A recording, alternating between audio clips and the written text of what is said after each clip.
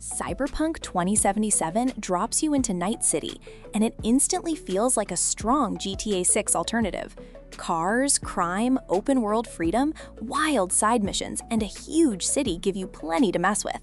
The combat is deeper too, with guns, blades, hacking, and builds. Honestly, the neon atmosphere is hard to beat. If you like this list so far, hit like, subscribe, and tell me your favorite game in the comments. Now, let's jump into the rest and see what else can scratch that GTA itch. It also feels surprisingly fresh after the updates. Red Dead Redemption 2 takes the open-world formula in a slower, more cinematic direction. You trade supercars for horses, but the freedom is still... Red Dead Redemption 2 takes the open-world formula in a slower, more cinematic direction. You trade supercars for horses, but the freedom is still incredible. Arthur Morgan's story gives every ride across the wilderness a sense of purpose. Random encounters, hunting, robberies, and detailed towns keep the world feeling alive. I honestly think its world design is still ridiculous, even today. If you want Rockstar-level detail with a different setting, this is one of the safest picks on the list. GTA 5 remains an obvious choice because it already delivers the core formula that made GTA massive. Los Santos gives you driving, shooting, missions, businesses, and room for chaos. The three-character setup keeps the campaign moving at a great pace in 2026.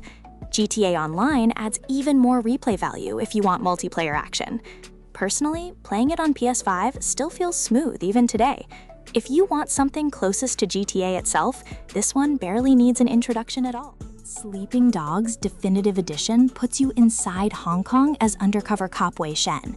The city is packed with traffic, side activities, criminal missions, and intense hand-to-hand fights. Martial arts are the real star here, giving combat a much heavier impact than many GTA-like games. Car chases and shooting still fit naturally into the experience. I honestly wish this series had received a proper sequel.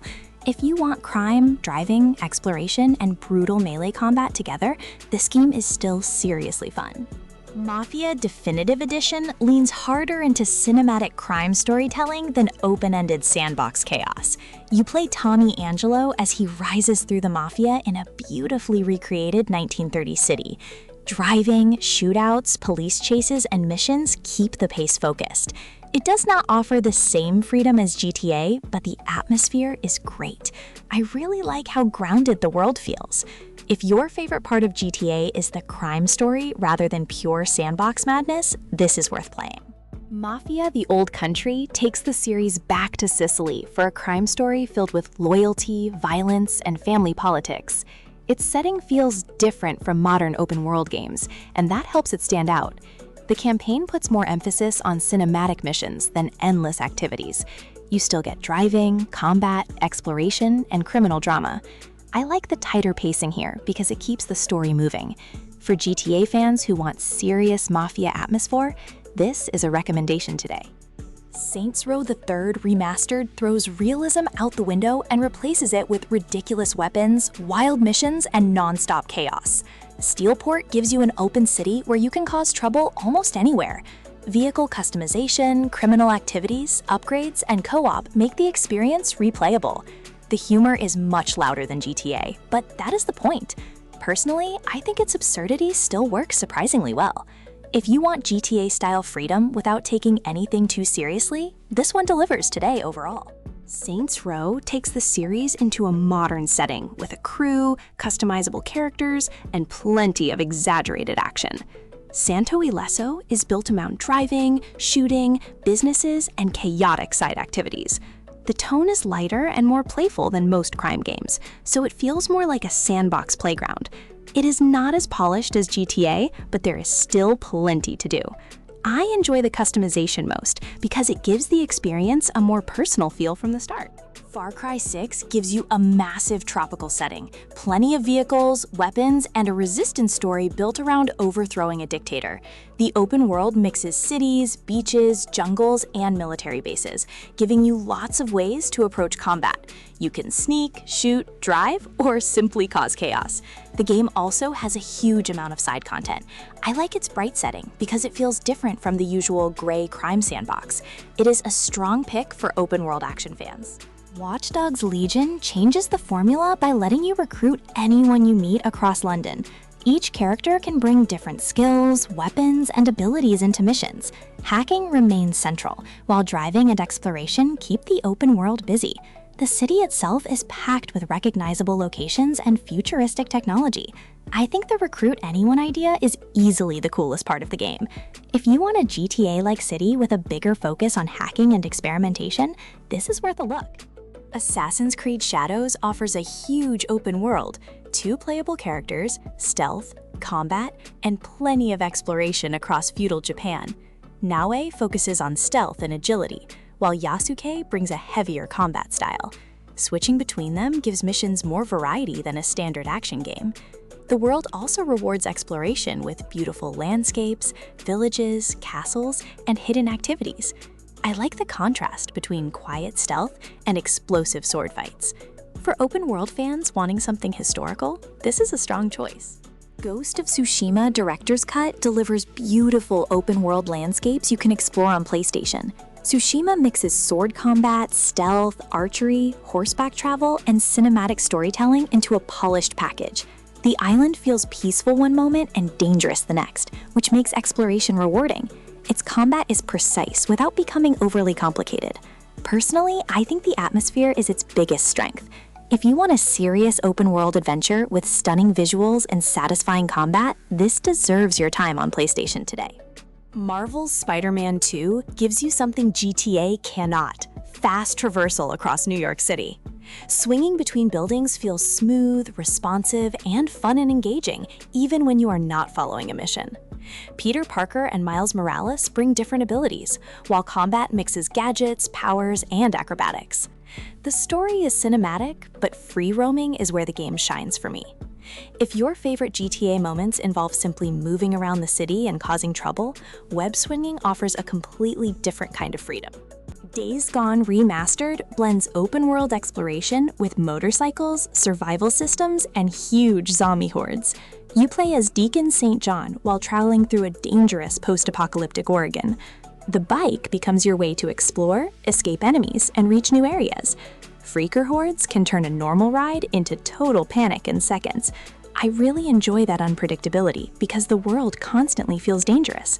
If you want a darker experience with driving and survival mechanics, this is a surprisingly strong option. Dying Light 2 turns movement into a major part of the experience. Parkour lets you sprint across rooftops, climb buildings, and escape infected enemies without relying on vehicles. Combat mixes melee weapons, crafting, and survival mechanics, while the city changes between day and night. The nighttime sections can get genuinely tense. I like how movement keeps the game feeling active, instead of making exploration feel like a chore. For players who want action with intense traversal, this is a great pick today. Kingdom Come Deliverance 2 takes open-world immersion in a much more realistic direction. Set in medieval Bohemia, it focuses on exploration, sword fighting, quests, survival, and a detailed historical world. There are no modern cars or guns here, but the freedom to approach situations differently feels very rewarding.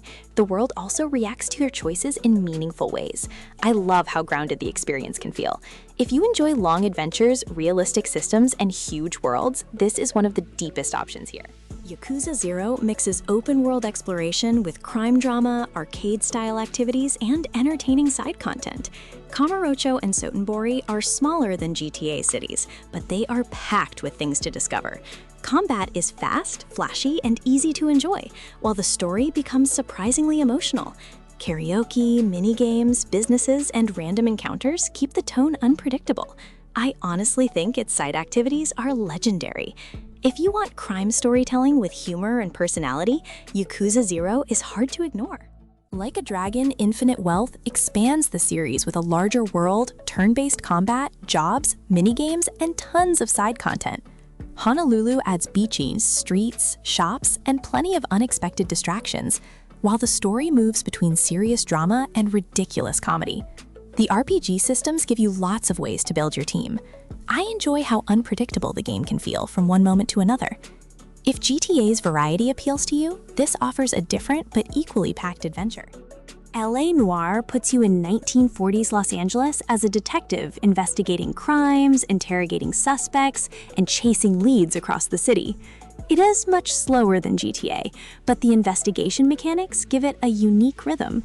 Driving between cases, searching scenes, and reading people's expressions can feel immersive. The facial technology still stands out too. I like the detective angle because it changes what open-world exploration means. If you want crime stories with mystery and atmosphere, this is a memorable choice. Far Cry 5 drops you into rural Montana, where an extremist cult controls the region and everything can become a combat opportunity. The open world gives you vehicles, weapons, companions, hunting, exploration, and plenty of unexpected encounters. Missions can be approached in different ways, and the environment often creates its own chaos. I think the setting makes this entry especially memorable. If you enjoy GTA-style freedom, but want first-person shooting and a more rural world, Far Cry 5 fits nicely. Teardown turns destruction into the main attraction, giving you tools to smash, break, drive through, and reshape environments. The campaign mixes planning with chaos, while the sandbox modes let you experiment even more. It is not a traditional crime game, but that sense of player freedom can feel familiar to GTA fans. I love seeing a planned route completely collapse because one wall disappears. If your favorite part of GTA is causing destruction, this game takes the idea much further.